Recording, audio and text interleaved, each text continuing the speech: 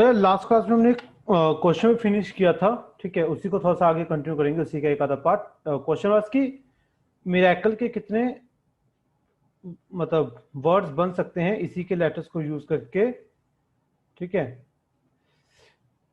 ताकि vowels even position पे आए।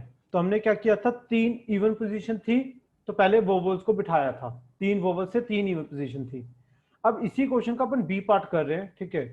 बी पार्ट क्या है, if vowels occupy odd position. अब वोवल्स को बैठना है ओड पोजीशन पे। उन्होंने ये कॉन्सोनेंट के बारे में कुछ नहीं बोला है, उन्होंने सिर्फ इतना बोला है कि जो वोवल्स हैं वो ओड पोजीशन पे बैठे, ठीक है। If vowels occupy odd position. अब जैसे 7 लेटर्स हैं, 4 5 6 7, ठीक है। 3 वोवल्स हैं, आई ए ई, ठीक है। 3 वोवल्स हैं, तो ओड पोजीशन है 4, 1 2 3 4, ठीक है। तो ऑब्वियसली 4 पोजीशंस हैं और 3 वोवल्स को बैठना है, ठीक है। 4 पोजीशन है, 4 ओड पोजीशन, कोई एक जगह खाली रहेगी ऑफ कोर्स, ठीक है। कौन सी जगह खाली रहेगी, कोई भी रह सकती है ना। तो इसके पास किसके पास ऑप्शन है, लेटर्स के पास आई ए ई के पास ऑप्शन है। आई ए ई के हिसाब से देखेंगे अपन कि कौन कहां पे बैठेगा, या मतलब पोजीशंस के हिसाब से देखेंगे। पोजीशन मान लो चेयर है, इन चेयर्स के हिसाब से देखेंगे या लेटर्स के हिसाब से देखेंगे। लेटर्स के हिसाब से, हाँ लेटर्स के हिसाब से, क्योंकि जो चीजें कम होती हैं उनके पास पावर रहती है कि वो कहां बैठेंगे। तो सबसे पहले आई के पास कितने ऑप्शन है, आई के पास बैठने के कितने ऑप्शन है, 4, और बिल्कुल सही। ए के पास बैठने के कितने ऑप्शन है, 3, एंड ई के पास बैठने के कितने ऑप्शन बचेंगे, 2. 2। ये अब वोवल्स बैठ गए, ठीक है। और ऑब्वियसली कोई एक पोजीशन ऑफ कोर्स खाली रही भी होगी वोवल्स की वजह से। अब जो 4, मान लो आई इधर बैठ गया, ई इधर बैठ गया, ए इधर बैठ गया, ये सब अपने 24 के जो भी 4 इंटू 3 इंटू 2 आ रहा है 24, ये सब अपने आप इंक्लूड हो जाएंगे। आई ए ई जैसे मैंने रख दिया, ये भी वन ऑफ द केस होगा, 24 में से एक केस सी होगा, ठीक है। अब बाकी बचे 4 consonants, M R C L. 4 ही पोजीशन बची, 1 2 3 4, ठीक है।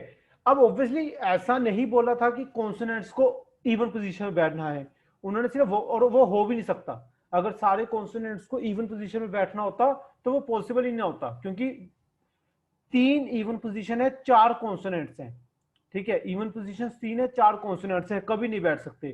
तो एक कॉन्सोनेंट को किसी न किसी ओड पोजीशन पे बैठना ही पड़ेगा, ठीक है। और इन क्वेश्चन में कॉन्सोनेंट पे कोई रेस्ट्रिक्शन भी गिवन नहीं है, जो क्वेश्चन है उस पे कॉन्सोनेंट में कोई रिस्ट्रिक्शन भी गिवन नहीं है, ठीक है।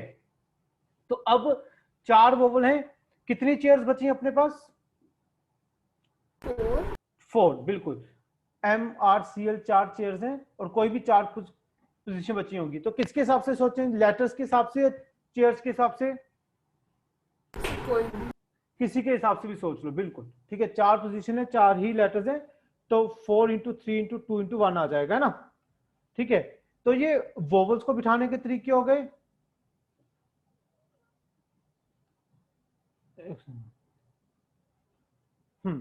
ये वोवल्स को बिठाने के तरीके हो गए, और ये कॉन्सोनेंट्स को बिठाने के तरीके हो गए। अब इन दोनों को मल्टीप्लाई करोगे या ऐड करोगे, सोच के बताना। वोवल्स को बिठाने के तरीके हो गए, कॉन्सोनेंट को बिठाने के तरीके हो गए, मल्टीप्लाई करेंगे या ऐड करेंगे, सर मल्टीप्लाई करेंगे, क्योंकि दोनों को बिठाना जरूरी है। 4 into 3 into 2 into 4 into 3 into 2 into 1।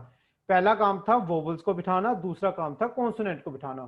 दोनों काम करने जरूरी थे। वोवल्स को बिठाने के इतने तरीके हैं, कॉन्सोनेंट्स को बिठाने के इतने तरीके हैं। तो दिस इंटू दिस, तो पहले जो कंडीशन थी पहले उसको सेटिस्फाई किया। पहले वोवल्स को बिठाना जरूरी था ओड पोजीशन पे, तो पहले उनको बिठा दिया। अब फिर जो कॉन्सोनेंट बचे फिर उनको बिठा दिया, ठीक है।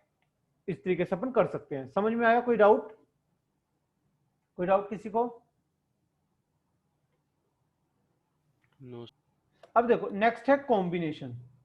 टॉपिक में 2 चीजें थी, एक था परमुटेशन और एक है कॉम्बिनेशन। सी कॉम्बिनेशन, पहले तो फॉर्मूला देखते हैं कॉम्बिनेशन का क्या होता है, फिर समझते हैं कि ये फॉर्मूला कहना क्या चाहता है। एनसीआर होता है एनपीआर बाय आर फैक्टोरियल। मतलब कि एनपीआर क्या होता था, N factorial by N minus R factorial. तो ये हो जाएगा NCR. NCR will be equal to n factorial upon n minus r factorial. Combination का डिक्शनरी मीनिंग होता है सिलेक्शन, ठीक है।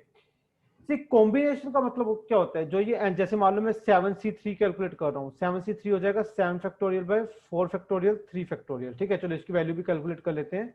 तो 7 into 6 into 5 into 4 factorial upon 4 factorial into 3 factorial. तो 4 फैक्टोरियल कैंसिल, 3 फैक्टोरियल होता है 6, तो ये 6 से 6 कैंसिल, बचा 7 इंटू 5 35। तो 7c3 आ गया 35, ठीक है। अब ये 35 क्या है, सी कई बार ना हमें सिर्फ सिलेक्शन से मतलब होता है कि 7 में से 7c3 जो ये 35 आया बाय फॉर्मूला, 7 में से 3 चीजों को सिलेक्ट करने के कितने तरीके हैं, सिर्फ सिलेक्शन के। आप उनको अरेंज नहीं कर रहे हो, आप उनको सिर्फ सिलेक्ट कर रहे हो, ठीक है। जो 3 सिलेक्ट हुए उनको बिठाना नहीं है अपने को, सिर्फ सिलेक्ट करने हैं। जैसे मान लो वही बात है कि अगर 20 प्लेयर हैं उसमें से 11 सिलेक्ट करने हैं, ठीक है, तो उसके केसेस हो जाएंगे 20c11। अब सिर्फ सिलेक्शन करनी थी। जो कॉम्बिनेशन और परमुटेशन में सबसे बड़ा फर्क ये है कि परमुटेशन क्या करता था, कुछ लोगों को सिलेक्ट करके बिठाता भी था, अरेंज भी करता था। अगर मैं 7p3 लगाता तो वो 3 लोगों को सिलेक्ट करता एबीसी को, और वो भी देखता कि एबीसी कैसे कैसे बैठ सकते हैं। इसमें क्या कर रहा है ना, इसमें सिर्फ एबीसी को सिलेक्ट कर रहा है, बिठा नहीं रहा, सिर्फ सिलेक्शन ही हो रही है, ठीक है। 7c3 जो है सिर्फ सिलेक्शन हो रही है, उनको अरेंज नहीं करना है, ठीक है। इसीलिए आप देख रहे हो कॉम्बिनेशन करने के तरीके कम है अरेंजमेंट से, क्योंकि अरेंजमेंट में क्या होता है ना, होता एक ही कॉम्बिनेशन सिलेक्ट है। मान लो एबीसी सिलेक्ट हुआ, लेकिन एबीसी बार बार काउंट होगा, जब तक जितने भी उनके अरेंजमेंट्स पॉसिबल होंगे वो सारे के सारे काउंट नहीं हो जाते, तो बार बार काउंट होगा। सिलेक्शन में चाहे एबीसी सिलेक्ट हुआ, चाहे बीएसी सिलेक्ट हुआ, चाहे सीएबी सिलेक्ट हुआ, उससे कुछ फर्क नहीं पड़ता, वो उसको एक ही केस काउंट करेगा, हर कॉम्बिनेशन को वो एक केस काउंट करेगा। एबीसी को 7c3 एबीसी को वो एक ही मतलब वे काउंट करेगा, उनको बिठाएगा नहीं, उनको अरेंजमेंट के तरीके नहीं देखेगा। अब कॉम्बिनेशन कब मेनली यूज होता है, जैसे मान लो 10 लोग हैं, ठीक है, और हम देखना चाहते हैं कि 10 लोग आपस में कितने हैंडशेक्स कर सकते हैं, ठीक है। तो अपन सीधा सीधा लिखेंगे 10c2, क्योंकि ए ने बी से हैंडशेक किया या बी ने ए से हैंडशेक किया, उस चीज से कोई फर्क नहीं पड़ता, ठीक है। ए ने बी से हैंडशेक किया या बी ने सी से मतलब बी ने ए से हैंडशेक किया, उस चीज से कोई फर्क नहीं पड़ता, ठीक है। तो वो एक ही चीज काउंट होगी। अगर ए और बी सिलेक्ट हो रहे हैं तो उनका हैंडशेक एक ही काउंट होगा, ठीक है। तो सिलेक्शन का बेसिक रूल क्या है, सिलेक्शन का बेसिक रूल यही है कि वो सिर्फ चीजों को सिलेक्ट करने के, कॉम्बिनेशन का बेसिक रूल यही है कि वो चीजों को सिर्फ सिलेक्ट करने के काम आता है, ठीक है, उनको अरेंज नहीं करता है। समझ में आई बात? परमुटेशन और सिलेक्शन में डिफरेंस समझ में, परमुटेशन और कॉम्बिनेशन में डिफरेंस समझ में आया? क्लियर है ये चीज? भी क्लियर है ये चीज? Yes, sir. ठीक है। एनपीआर एन में से आर लोगों को सिलेक्ट भी करता था और उनको बिठाता भी था कि कितने तरीके से वो बैठ सकते हैं। एनसीआर सिर्फ एन में से आर लोगों को सिलेक्ट करेगा, उनको बिठाएगा नहीं। तो सिलेक्ट कर दिया, एक कॉम्बिनेशन सिलेक्ट हो गया तो वो बस हो गया, उसके अलावा वो कैसे बैठ सकते थे वो सब चीजें कॉम्बिनेशन नहीं देखता, ठीक है। अब जैसे एक चीज समझो, कुछ प्रॉपर्टीज बता रहा हूं एनसीआर की। सबसे पहली प्रॉपर्टी है NCR is equal to NC N minus R. NCR is equal to NC N minus R. आप फॉर्मूला से वेरीफाई करोगे तो बहुत इजीली हो जाएगा। एक बार फॉर्मूला से वेरीफाई कर लो, सीधा से फॉर्मूला होता है N factorial by R factorial into N minus R factorial, ठीक है। इधर फॉर्मूला लगाओगे तो एन फैक्टोरियल, फिर इसका factorial which is N minus R factorial, फिर जब ये इसमें से सब्ट्रैक्ट होगा एन माइनस आर फैक्टोरियल, तो ये आर फैक्टोरियल बन जाएगा, ये सिंप्लीफाई होकर बन जाएगा N factorial by N minus R factorial into R factorial, ठीक है। फॉर्मूला वाइज तो आप देख रहे हो कि दोनों सेम बैठ गए, ठीक है, फॉर्मूला वाइज है ना, ये दोनों फॉर्मूला सेम बैठ गए, ठीक है। लेकिन आप लॉजिकली सोच सकते हो कि ऐसा क्यों हो रहा है, मतलब ये क्या कहना चाहता है ना, 7c2 is equal to 7c5 है, ये चीज इक्वल होगी, ये कहना चाहते हैं, मतलब NCR is equal to NC N minus R होगा।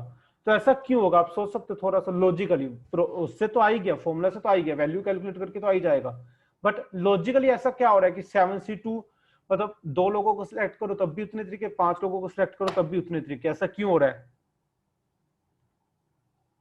या फिर मतलब 7C3 is equal to 7C4 है, ये इक्वल क्यों होंगे? कंसेप्ट यही कह रहा है, लेकिन इक्वल क्यों होंगे? थोड़ा सा लॉजिकली सोच के देखो, क्यों होना चाहिए ऐसा इक्वल?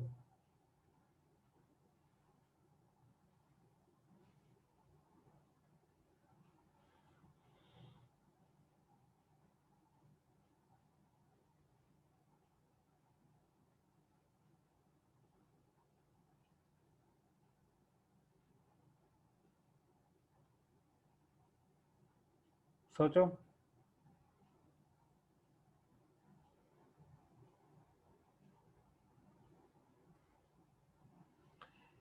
देखो 7 में से 2 लोग सिलेक्ट करने इज सेम एज 7 में से 5 लोगों को रिजेक्ट करना, ठीक है? क्योंकि अगर आप 7 में से 2 लोगों को सिलेक्ट कर रहे हो तो बाकी 5 को रिजेक्ट कर रहे हो, तो जितने ही तरीके 2-2 लोगों को सिलेक्ट करने के हैं उतने ही तरीके 5-5 लोगों को रिजेक्ट करने के हैं, ठीक है? अगर आप 2 को सिलेक्ट करते हो तो हमेशा एक 2 कॉम्बिनेशन बनते हैं, एक 2 का एक 5 का, तो ये देख लो कि 5 लोग कितने सिलेक्ट करके रिजेक्ट कर सकते हैं, ठीक है? या फिर कितने 7 में से 2 लोग को कितने तरीके से अपन सिलेक्ट कर सकते हैं। तो 2 लोगों को सिलेक्ट करना इस सेम एज 5 लोगों को रिजेक्ट करना, तो इसलिए वो सेम आ रहा है लॉजिकली, ठीक है? 7C2 is equal to 7C5 का मतलब 7 में से किन 2 लोगों को सिलेक्ट करने के उतने ही तरीके होंगे जितने 7 में से 5 लोगों को रिजेक्ट करने के तरीके होंगे। समझ में आई बात?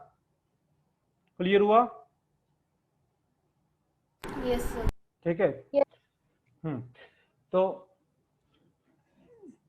अगर NCX is equal to NCY है, if NCX is equal to NCY, तो 2 केसेस पॉसिबल होते हैं, या तो x is equal to y होता है या फिर x plus Y is equal to n होता है। इस पे बहुत सारे क्वेश्चन बनते हैं, ठीक है? तो ये थोड़ा सा ध्यान में रखना। अगर NCX, क्योंकि वही ना NCR is equal to NCN minus R होता है, तो अगर इन दोनों का सम n भी होगा तब भी ये दोनों इक्वल हो जाएंगे। तो या तो x is equal to y होना चाहिए, या तो x is equal to y होना चाहिए, या फिर x plus Y is equal to n होना चाहिए। इन दोनों में से कोई केस होना चाहिए, तब जाके NCX is equal to NCY हो सकता है, ठीक है? क्लियर हुआ? समझ में आया? Yes sir. नेक्स्ट प्रॉपर्टी है NCR plus NCR minus 1 is equal to n plus 1 CR। NCR plus NC, ये पावर मतलब n सेम है, नीचे R है और R माइनस 1 है, तो यहाँ पे R आ जाएगा, यहाँ पे n प्लस 1 बन जाएगा। अब इसका भी फॉर्मूला से आप करोगे तो कुछ ना कुछ करके रीअरेंज करके आ जाएगा, ठीक है? उससे मैं अपन फिर से वही लॉजिकली समझते हैं कि ऐसा क्यों हो रहा है। देखो राइट हैंड साइड क्या चीज बोल रही है, राइट हैंड साइड बताओ, n प्लस 1 CR का मतलब बताओ, राइट हैंड साइड क्या बोल रहा है? Right hand side n plus 1 CR का मतलब क्या हुआ? सर n प्लस 1 में से r सिलेक्ट किया। हाँ, n प्लस 1 में से r लोगों को सिलेक्ट करना है, ठीक है? तो मान लो, तो लेफ्ट हैंड साइड भी सेम चीज बोलनी चाहिए। अगर दोनों इक्वल हैं तो n प्लस 1 में से r लोगों को सिलेक्ट करने के तरीके हैं राइट हैंड साइड पे, तो वो तो साफ साफ पता लग रहा है। n प्लस 1 CR का तो मतलब साफ साफ पता है अपने को कि भाई n प्लस 1 में से r लोगों को सिलेक्ट करना है, बात खत्म, ठीक है? तो लेफ्ट हैंड साइड भी सेम ही चीज बोलनी चाहिए। अब लेफ्ट हैंड साइड भी यही चीज कह रही है, वो कैसे देखो, अब जैसे मान लो यार कुछ लोगों को n प्लस 1 में से r लोगों को सिलेक्ट करना है, ठीक है? मान लो कोई एक बच्चा है, ठीक है? सी चलो इसको मुस्कान के हिसाब से सोचते अपन, मान लो मुस्कान को अपन हमेशा सिलेक्ट करना है, ठीक है? अगर मान लो मेरे को मुस्कान को हमेशा ही सिलेक्ट करना है तो मेरे को टोटल n प्लस 1 लोग थे, ठीक है? एक अपने फिक्स कर लिया कि भाई मुस्कान को हमेशा सिलेक्ट करना है, ठीक है? बाकी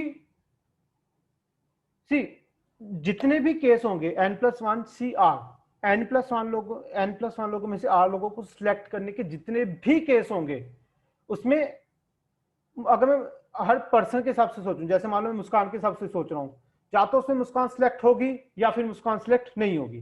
कोई भी बच्चा है, या तो वो सिलेक्ट होगा या तो वो नहीं होगा। किसी भी एक बच्चे के हिसाब से सोचे, मुस्कान के हिसाब से अपन सोच रहे हैं या तो मुस्कान हमेशा सिलेक्ट होगी या फिर सिलेक्ट नहीं होगी। तो अगर मैं ये दोनों केस अलग अलग कैलकुलेट कर लूं कि मुस्कान सिलेक्टेड है, मुस्कान सिलेक्टेड नहीं है, और इन दोनों को ऐड करूं, इन दोनों केसेस को, तो मेरे पास टोटल केसेस आने चाहिए। ठीक है, टोटल केसेस क्या है, n+1 में से r लोगों को सिलेक्ट करना।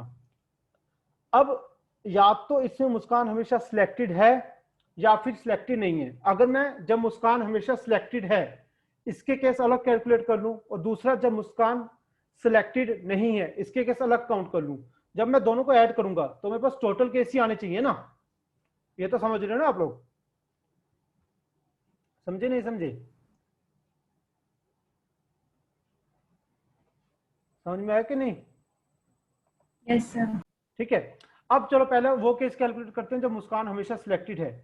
अब अगर मुस्कान सिलेक्टेड है, ठीक है, टोटल लोग थे n+1, मेरे को सिलेक्ट करने थे r लोग, n+1 लोग थे टोटल, r लोग सिलेक्ट करने थे। अब ये तो सिलेक्ट हो गई, तो टोटल लोग बचे, बाकी बचे n, उसमें से अब कितने सिलेक्ट करने पड़ेंगे ये बताओ। टोटल लोगों को r सिलेक्ट करना था, बाकी अगर इसको हमेशा सिलेक्ट करना है तो बाकी लोगों में से कितने सिलेक्ट करने पड़ेंगे? r-1। r-1, बिल्कुल सीधी सी बात है। ठीक है, तो ये वो वाले केस हो गए जब एक पर्टिकुलर बच्चा हमेशा सिलेक्टेड है 1।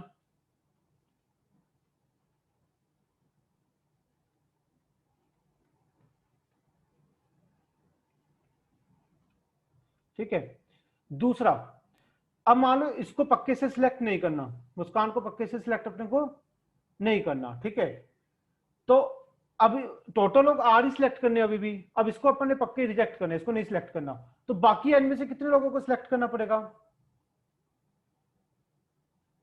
Sir R. बिल्कुल are.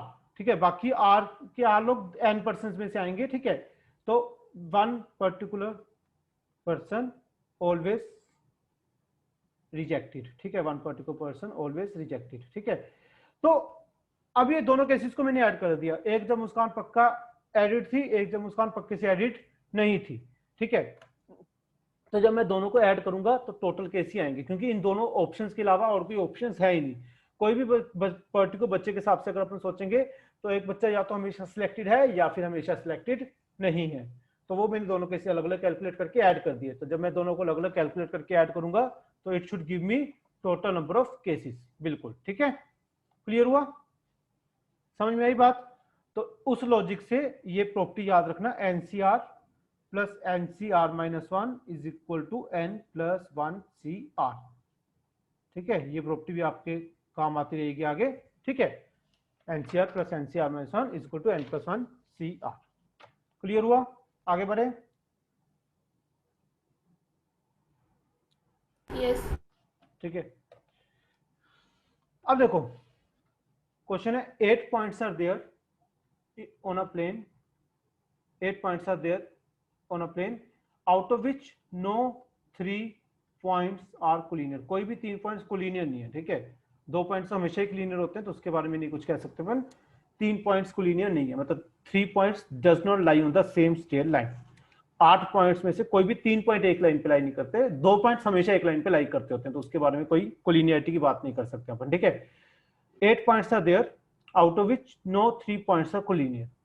Find the number of triangles that can be formed using these 8 points। In 8 points को यूज करके कितने ट्राइंगल बन सकते हैं? Find the number of triangles that can be formed using these 8 points। ठीक है, समझ में आया? Yes sir. अब देखो ट्राइंगल बनाने के लिए कितने पॉइंट चाहिए अपने को? 3। तो सी कोई भी 3 पॉइंट सिलेक्ट हो जाए तो एक ट्राइंगल बन जाएगा सीधा सीधा। ठीक है, और उसमें ये मैटर नहीं करेगा कि बी सी डी सिलेक्ट हुआ या डी सी बी, ट्राइंगल तो वैसे ही दिखेगा अगर यहाँ पे 8 पॉइंट होंगे कहीं पे। ठीक है, अब ये तीनों सिलेक्ट हुए हैं, पहले ये हुआ ये हुआ ये हुआ, या पहले ये हुआ फिर ये हुआ फिर ये हुआ, ट्राइंगल तो सेम ही बनता जाएगा ना। तो their order does not matter, सिर्फ कौन से 3 पॉइंट सिलेक्ट हुए सिर्फ वही मैटर करता है। तो ऐसे केस में कौन हेल्प करेगा अपना, सी या पी? सी, कॉम्बिनेशन। हाँ कॉम्बिनेशन। तो कितना आंसर आना चाहिए आपके हिसाब से? कितना आंसर आना चाहिए? ट्राइंगल बनाने के लिए कितने पॉइंट चाहिए होते हैं? कितना आंसर आना चाहिए सोचो? 8C3 मतलब बिल्कुल 8C3। जितने तरीके से आप 8 में से 3 पॉइंट को सिलेक्ट कर सकते हो उतने ही ट्राइंगल आपके बनते जाएंगे, ठीक है। हर 3 पॉइंट सिलेक्शन, हर 3 अलग कॉम्बिनेशन। 8C3 में ना, 8C3 में ऐसा हो सकता है कि एक कॉम्बिनेशन है ABC, दूसरा कॉम्बिनेशन ABD, कुछ ना कुछ अलग होगा हर कॉम्बिनेशन में। भले ही 2 पॉइंट सेम हो, बट कोई ना कोई पॉइंट तो डिफरेंट होगा ही होगा, ठीक है। 8C3 वो सारे कॉम्बिनेशन ले लेता है, ठीक है, जिसमें हर कोई ना कोई पॉइंट डिफरेंट होता ही है। हाँ बिल्कुल, ठीक है, ठीक है। तो 8C3 कॉम्बी ऐसा नहीं कि मतलब एक सारे के सारे पॉइंट्स अलग होंगे, एक में ABC हो सकता है, एक में ADC हो सकता है, ठीक है, लेकिन कुछ ना कुछ एक पॉइंट हर कॉम्बिनेशन में कम से कम एक पॉइंट का डिफरेंस तो होगा ही होगा, ठीक है। क्लियर हुआ? कोई भी सेम कॉम्बिनेशन नहीं होगा, 8C3 सारे कॉम्बिनेशन आपको दे देगा, ठीक है। अब नेक्स्ट क्वेश्चन लिखो। 9 points are there in a plane out of which 4 are collinear, 4 points are collinear, and from rest of the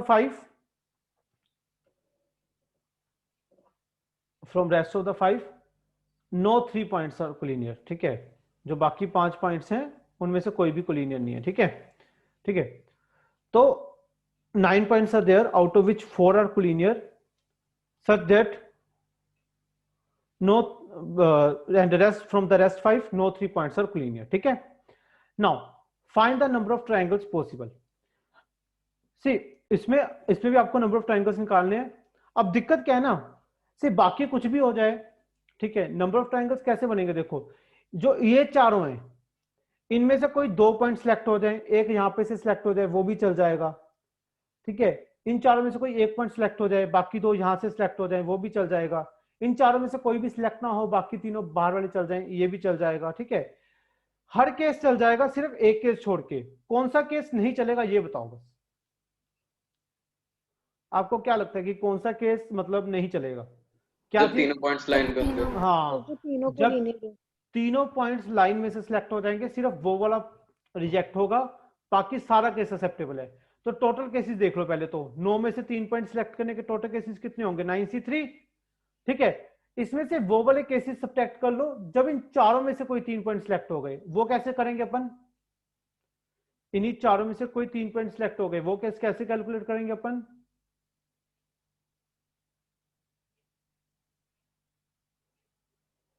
इन्हीं चारों में से कोई -1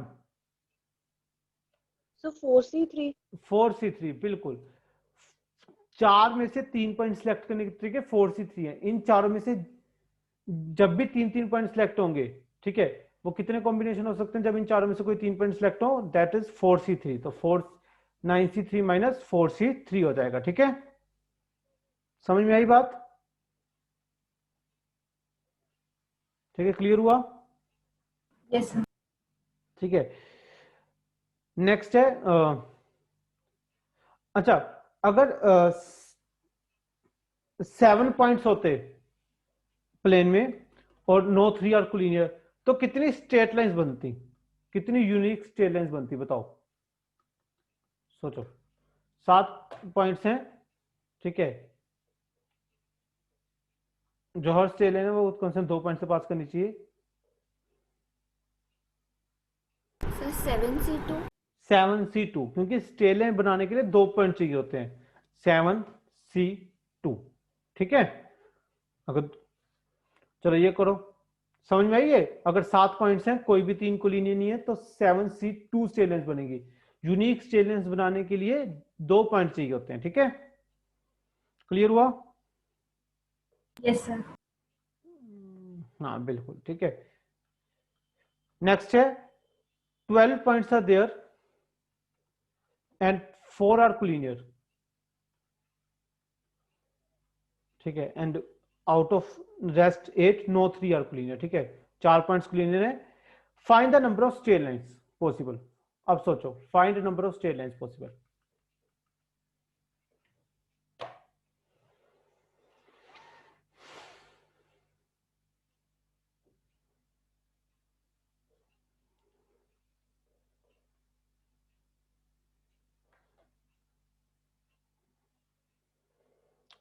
जो है, जो तू 12C2 बोल रहा है उसमें से 4 पॉइंट्स तो कोलिनियर है ना, ठीक है। अब जब तूने 12C2 बोला, अब जैसे मान ली ये 2 पॉइंट सिलेक्ट हुए ए और बी, तो ये लाइन बनेगी। अगर बी और सी सिलेक्ट हुआ तब भी ये लाइन बनेगी, बी और डी सिलेक्ट हुआ तब भी ये लाइन बनेगी। तो ये केस तो बार बार रिपीट हो रहा है ना। 12C2 तो ए और बी जब सिलेक्ट हुआ उसको एक केस काउंट करेगा, बी और सी जब सिलेक्ट हुआ तो दूसरा केस काउंट करेगा, ये तीसरा केस काउंट करेगा, फिर ए और सी सिलेक्ट हुआ तो ये चौथा केस कर। तो 12C2 तो इन्हीं चारों में से जितनी बार भी 2-2 पॉइंट सिलेक्ट होंगे वो सबको बार बार काउंट करता जाएगा। ठीक है, ग्रीशा प्लस क्यों लिखा तूने? 12C2 प्लस 4C2 का क्या मतलब हुआ? प्लस तो बहुत ही गलत चीज हो गई ये तो। आर्यन तुम्हारा ठीक है बिल्कुल।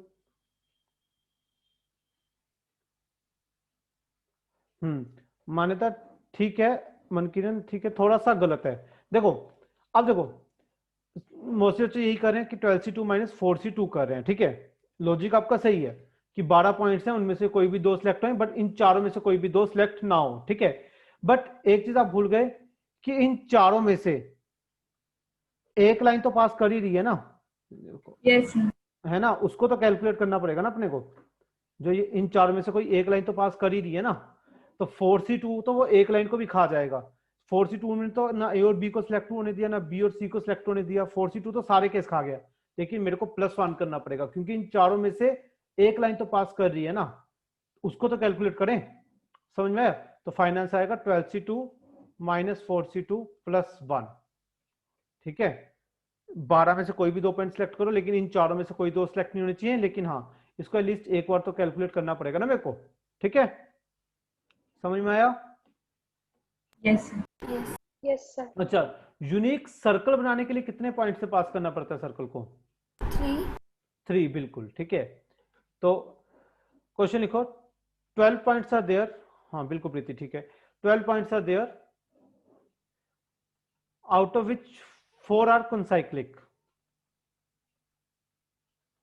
12 points are there, out of which 4 are concyclic.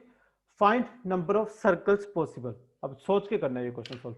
concyclic मतलब सेम सर्कल पे लाई करते हैं। 12 points are there, out of which 4 are concyclic.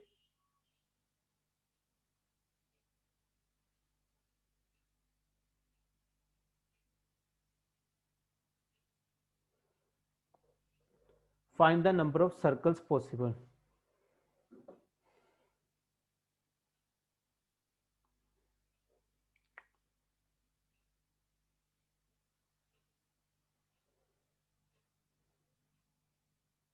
Sir कौन सा लाइक लिखा मतलब बता दो एक बारी। 12 points are there in a plane, out of which 4 are concyclic.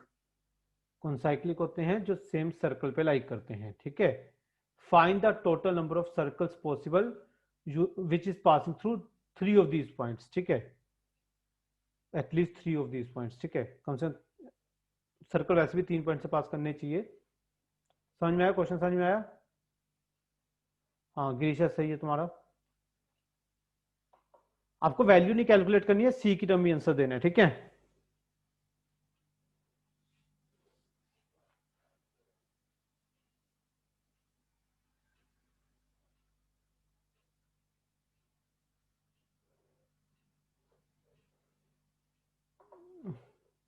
हाँ बिल्कुल मुस्कान ठीक है।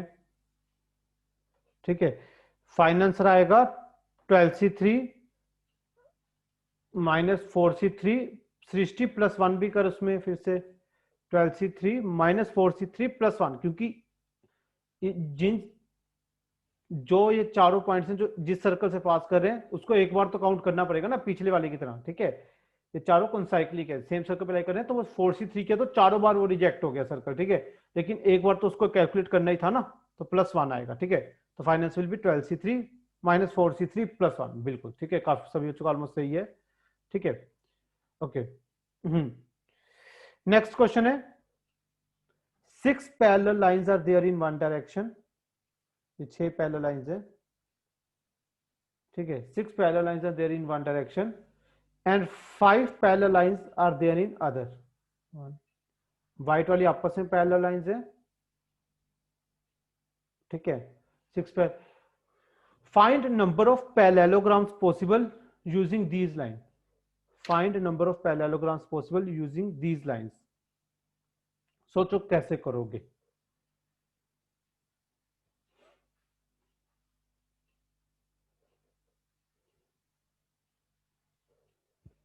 पैरेललोग्राम की प्रॉपर्टी क्या होती है? Sir opposite are parallel. Opposite sides parallel होती है ना, ठीक है। तो हाँ, आर एन प्लस तो नहीं करेंगे, मल्टीप्लाई करेंगे ना पैरेललोग्राम। सी देखो पैरेललोग्राम कैसे बनेगा, इन 6 में से कोई 2 लाइन सिलेक्ट करो और इन 5 में से कोई 2 लाइन सिलेक्ट करो। 2 लाइन यहां से सिलेक्ट होंगी, 2 लाइन यहां से सिलेक्ट होंगी, तो आपका पैरेललोग्राम बन जाएगा कि नहीं? समझे कि नहीं? कोई भी जैसे मान लो यहां से, रुको,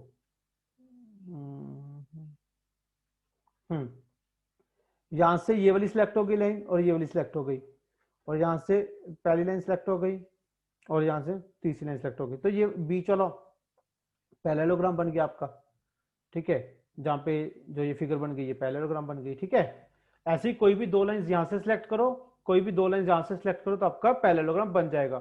तो हाँ, बिल्कुल सही सृष्टि। 62 इंटू 5C2, 36 आ रहा है क्या पता नहीं, 62 इंटू 5C2 आएगा। दोनों काम करने जरूरी हैं, तो प्लस नहीं कर सकते, मल्टीप्लाई करना पड़ेगा, ठीक है। इन 6 में से कोई 2 लाइन होनी सिलेक्ट होनी भी जरूरी है, उन 5 में से कोई 2 लाइन सिलेक्ट होनी भी जरूरी है, तो 150 आएगा टोटल, ठीक है।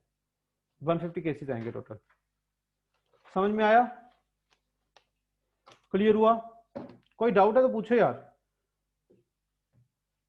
किसी को डाउट है तो पूछो।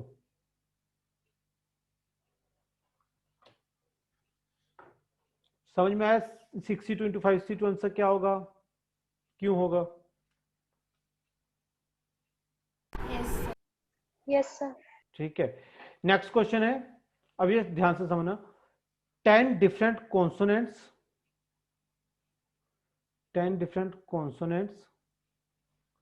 and 4 different vowels are there. 10 different consonants and 4 different vowels are there. Find number of words with or without meaning. Find 10 different consonants and 4 different vowels are there. Find number of words with or without meaning which can be formed. Find number of words with or without meaning which can be formed using 3 consonants and 2 vowels. 2 consonant और 3 vowel use करने हैं, sorry 2 vowel और 3 consonant use करने हैं, ठीक है। इन्हीं 10 में से कोई 3 यूज करने हैं और इन्हीं 4 में से कोई 2 यूज करने हैं, ठीक है। अब देखो, अब यार इसमें पहली तो ये बताओ, आपको क्या लगता है सोच के कि अरेंजमेंट मैटर करेगा या नहीं करेगा? सोचो। सर शायद नहीं सर। ओके, आर्यन का कहना है नहीं, ठीक है। और किसी का कोई और व्यू? करेगा। मान्यता करेगा कि नहीं करेगा? करेगा कि नहीं करेगा मान्यता? सब करेगा। करेगा, अरेंजमेंट मैटर करेगा, क्योंकि सी जो भी 5 सिलेक्ट हुए, A B C I T, ये सिलेक्ट हुआ। अब ये ए बी सी आई टी लिखा हुआ है या ए सी आई बी टी लिखा हुआ है, ये अलग अलग वर्ड नहीं माने जाएंगे, ठीक है। तो सिर्फ इन्होंने ये नहीं बोला कि सिर्फ सिलेक्ट करके छोड़ दो। Find number of words which can be formed, तो वर्ड्स जितने उनके कॉम्बिनेशन बनेंगे सब अलग अलग वर्ड बनेंगे। समझ में आ रही है बात? ठीक है। तो पहले तो मतलब हमें अरेंज भी करना पड़ेगा हमें, ठीक है, ये चीज तो क्लियर हो गई, पर पहले हम सिलेक्शन कर लेते हैं, ठीक है। सी अरेंजमेंट से पहले ये चीज मैटर कर रही है यहाँ पे कि कौन से 3 बैठेंगे। जो 10 लोग हैं उनमें से कौन से 3 बैठेंगे और जो ये 4 लोग हैं उनमें से कौन से 2 लोग बैठेंगे, तो पहले उनको सिलेक्ट करो। समझ रहे हो? जो ये 10 लोग हैं इनमें से कौन से 3 को बिठाना है और इन चारों में से कौन से 2 को बिठाना है, पहले वो चीज सिलेक्ट कर लो। मान लो इनमें से कोई 3 सिलेक्ट किए तो 10C3 में से 3 सिलेक्ट कर लिए, और इन चारों में से 2 सिलेक्ट किए तो 4C2 तरीके से 2 सिलेक्ट कर लिए। अब आप लोग ये बताओ कि ये चीज multiply, total number of selection देखने के लिए ये मल्टीप्लाई होगा या ऐड होगा? सोच के बताओ। मल्टीप्लाई होगा, दोनों को करना जरूरी है, ठीक है। अब ये सिलेक्ट हो गए, अब आपके पास ये सिलेक्शन आ गई आपके पास, ठीक है, हाँ बिल्कुल ठीक है। अब इनको बिठाना है, 5 वर्ड्स आ गए और आपके पास 5 चेयर्स लगी हुई हैं, ठीक है। 5 वर्ड्स आ गए, 3 और 2, 5 वर्ड्स आपने सिलेक्ट कर लिए। अब वो कॉम्बिनेशन देखेगा कि भाई कौन से 3 वर्ड सिलेक्ट होने हैं, कौन से 2 वर्ड सिलेक्ट होने हैं, वो हर बार चेंज होता रहेगा, लेकिन सारे कॉम्बिनेशन मैंने ले लिए, एक बार मैंने कॉम्बिनेशन ले लिया, अब 5 वर्ड्स आ गए, 5 कुर्सियां लगी हुई हैं, तो कितने तरीके से बैठेंगे, कितने तरीके से बैठ सकते? 5 फैक्टोरियल। बिल्कुल 5 फैक्टोरियल, सीधा सीधा। पहला बंदा 5 ऑप्शन, किसी के हिसाब से भी सोच लो, या लोगों के हिसाब से या चेयर के हिसाब से, कोई फर्क नहीं पड़ेगा। तो ये हो जाएगा आपका फाइनल आंसर। पहले सिलेक्शन की, ये भी मैटर कर रहा है कि कौन बैठेगा और कौन किस पोजीशन पे बैठेगा, ये भी मैटर कर रहा है, तो हमने दोनों केस को इंक्लूड कर लिया। पहले हमने सिलेक्शन की 10c3 into 4c2, फिर कौन सा पर्सन कहां पे बैठेगा वो चीज देखी हमने, ठीक है। तो 10c3 into 4c2 into 5 factorial. समझ में आई बात, क्लियर हुआ?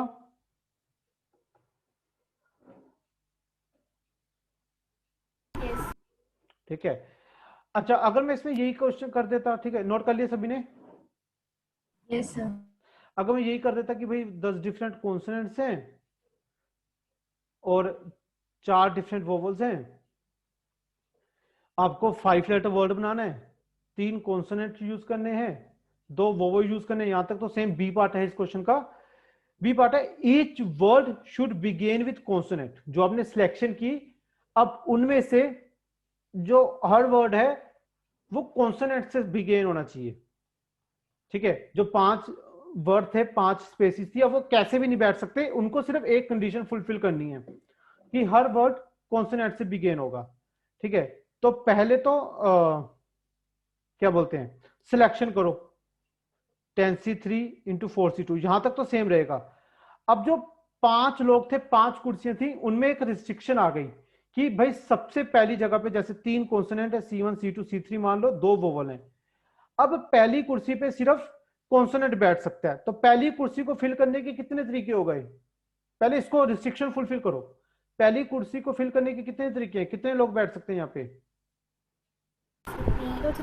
3, इसको 3 लोगों से बिठाओ, ठीक है। बाकी बची 4 कुर्सियां, कितने लोग बचेंगे बाकी? 4, हाँ बिल्कुल सही आ रहे हैं, ठीक है। 4 कुर्सियां बची और 4 ही लोग बचेंगे ना, एक कॉन्सोनेंट बैठ गया इधर, C1 C2 C3 में से कोई एक बैठ गया होगा, बाकी 2 तो बचेंगे ना अभी, जैसे मान लो C2 बैठ गया तो C1 और C3 तो अभी है ना, उनको तो बिठाना ही है, बाकी कोई रिस्ट्रिक्शन है नहीं। ऐसा भी लिखा होता कि एंड विद कॉन्सोनेंट आल्सो, तो मैं उसको भी फुलफिल कर देता, सिर्फ एक ही रिस्ट्रिक्शन थी वो अपन ने फुलफिल कर दी, ठीक है। हाँ, बाकी 4 लोग 4 कुर्सियों पे 4 फैक्टोरियल तरीके से बैठ सकते हैं। इस बार अरेंजमेंट के नंबर ऑफ वेज कम हो गए, पहले 5 लोग 5 कुर्सियां थी तो 5 फैक्टोरियल तरीके से बैठ गए थे, इस बार 5 लोग 5 कुर्सियां तो है, लेकिन एक रिस्ट्रिक्शन आने की वजह से थोड़े से केसेस कम हो जाएंगे, ठीक है। तो फाइनेंस हो जाएगा 10c3 into 4c2 into 3 into 4 factorial, this will be your final answer. समझ में आई बात, क्लियर हुआ?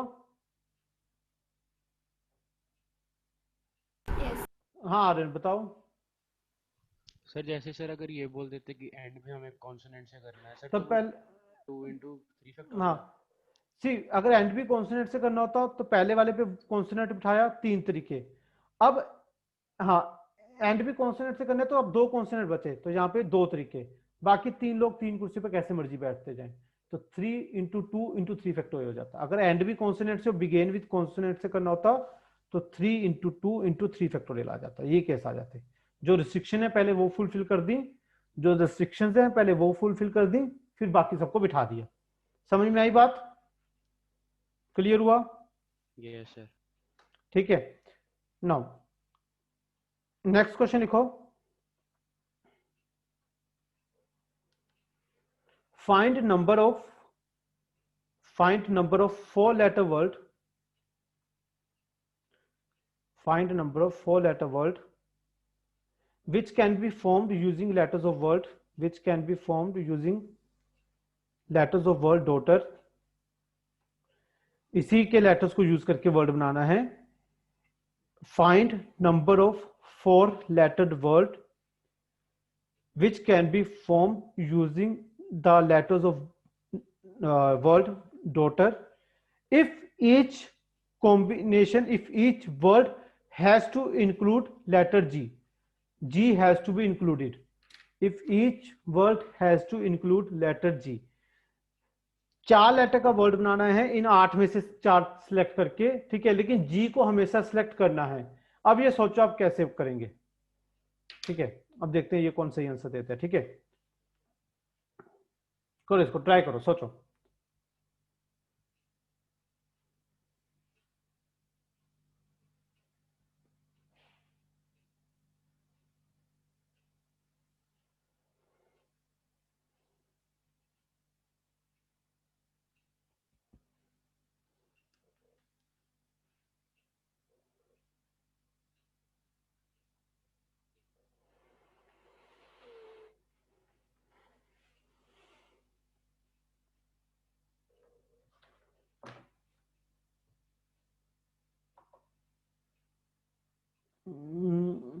ऋषभ, पहली बात तो 8 लेटर्स हैं।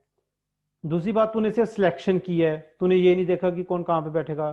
तीसरी बात, तूने ये भी कंसीडर नहीं किया कि भाई जी हमेशा होना ही चाहिए। पहले आप मेरे को ये बताओ, इन 8 में से कितने लेटर आप सिलेक्ट करोगे? सर 3। 3। और 3 भी आप 7 में से सिलेक्ट करोगे। जी तो पक्का फिक्स है, इसको छोड़ दो। बाकी बचे 7 ऑप्शन, 3 और 4 7, ठीक है। इन 7 में से 3 सिलेक्ट करोगे ना? समझ में आई बात कि नहीं? Yes sir. ठीक है, इन 7 में से कोई 3 सिलेक्ट करने पड़ेंगे ना अपने को। हाँ, आगे सोचो। आर्यन गलत है। आगे चलो, ये हो गया, ठीक है, सिलेक्शन हो गई। अब आगे क्या करना है, उनको बिठाना भी है। तो कैसे बैठ सकते हैं, अब सोचो।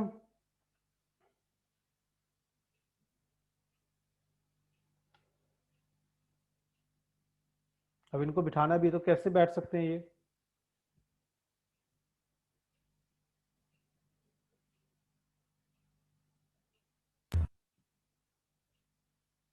मान्यता कैसे बैठेंगे? 7 into 6 into 5 ऐसा कुछ। नहीं, सिलेक्शन हुई, 4 लोग सिलेक्ट हुए, 4 कुर्सियों पे बैठना है, मतलब 7 क्यों आएगा? हाँ, इंटू सीधा सीधा 4 फैक्टोरियल आते हैं। हाँ बिल्कुल, 4 लोग हैं, 4 कुर्सियां, सीधे से 4 फैक्टोरियल। ठीक है, हाँ आर्यन अब सही है, ठीक है। तो 7C3 सिलेक्ट करने के आपको 3 ही लोग सिलेक्ट करने थे, जी तो ऑलरेडी सिलेक्टेड है। अब जी सिलेक्ट हो गया, ठीक है, तो बाकी जी को भी बिठाया नहीं अपने, बाकी 3 कोई भी सिलेक्ट हो गए, TER सिलेक्ट हो गया। अब 4 लोग 4 कुर्सियां 4 फैक्टोरियल तरीके से बैठ जाएंगे, बात खत्म। ठीक है, ठीक है, क्लियर हुआ? समझ में आई बात? Yes sir. ठीक है, आप इसको ऐसे भी सोच सकते थे कि भाई पहले जी को तो बिठा ही दो, ठीक है। जी के पास बैठने के कितने तरीके हैं? 4। पहले जी बैठ गया किसी एक पोजीशन पे, ठीक है। अब बाकी 7 में से 3 लोगों को सिलेक्ट करके बिठा दो। तो 7 में से 3 लोग सिलेक्ट किए, 7C3 इंटू 3 लोग हैं, 3 ही कुर्सियां बचेंगी क्योंकि जी तो बैठ गया होगा कहीं ना कहीं, ठीक है। तो जी बैठ गया, बाकी 3 लोग हैं, 3 कुर्सियां बची, तो 3 फैक्टोरियल तरीके से वो बैठ सकते हैं। ऐसा भी कर सकते थे कि पहले जी को बिठा दिया, फिर 7 में से 3 लोगों को सिलेक्ट करके बिठा दिया, वैसे भी कर सकते थे। ठीक है, समझ में आई बात? दोनों सेम आएंगे, this will be equal to this. ठीक है, क्लियर? अब इसकी एग्जैक्ट वैल्यू निकाल के बताओ मेरे को, देखें कैलकुलेशन भी देख लें एक बार आपकी। एग्जैक्ट वैल्यू बताओ, 7C3 इंटू 4 फैक्टोरियल, ठीक है।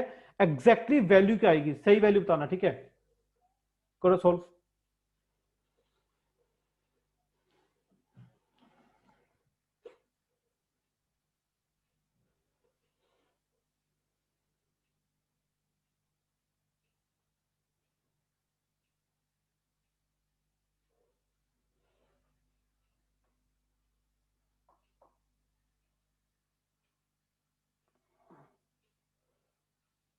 हाँ ठीक है, आ रहे।